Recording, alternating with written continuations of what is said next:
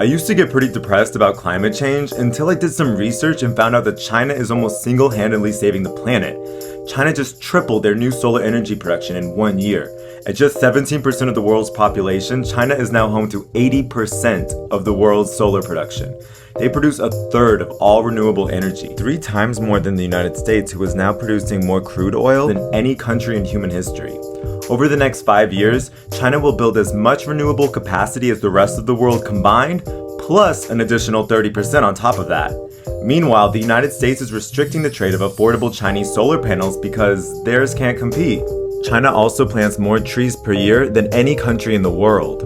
They've been fighting back the spread of the Gobi Desert by reforesting as much land as the state of California. China's Great Green Wall project is their second wall big enough to be seen from space. You've seen the memes about Taylor Swift's private jet use. People are rightfully freaking out because air travel is easily the worst thing an individual can do for the environment. A single passenger on a flight from New York to LA and back is responsible for 10% of the average American CO2 emissions. Taking a train can cut emissions on a shorter flight by over 80% and actually save you time too, since high-speed rail can travel over 250 miles per hour. Also, train stations are easier to get to and don't have hour-long security lines.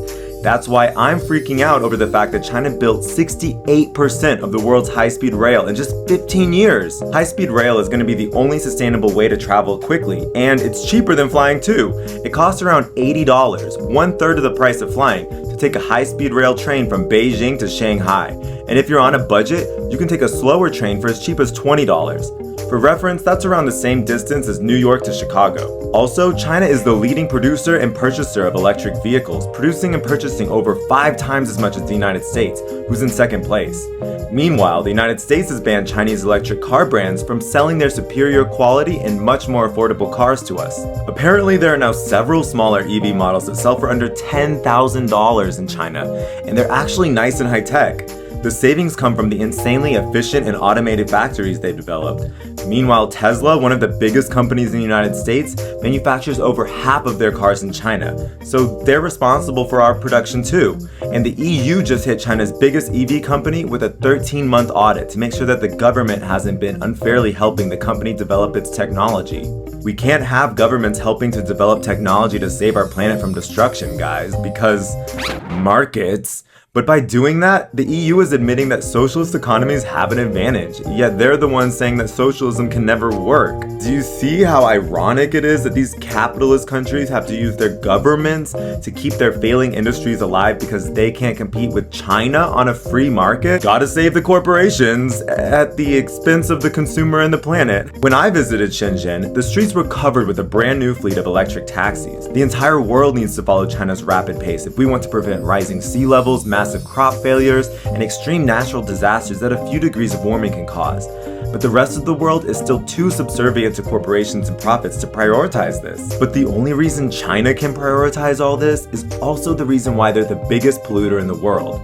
I'll explain. First, understand that China's pollution comes from its development, building all the cities and infrastructure like the West has already done. Their pollution also comes from manufacturing so much for the rest of the world. China is the leading producer of coal because that's their energy source for today that will help them build the sustainable energy sources of the future. And it still puts China behind 14 other countries when you divide by their massive population.